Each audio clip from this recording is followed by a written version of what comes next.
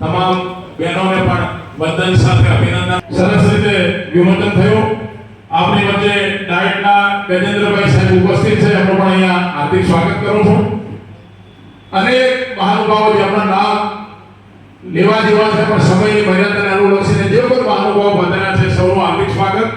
અને હવે આપણા સૌના આદરણીય વડીલ માત્ર ડીસા કે બનાસકાંઠા નહીં પરંતુ સમગ્ર ગુજરાતનું ગૌરવ કહી શકાય એવા ડોક્ટર નવીન કાકાને વિનંતી કરું કે આપણને આશીર્વાદ આપે. ડોક્ટર નવીન કાકા.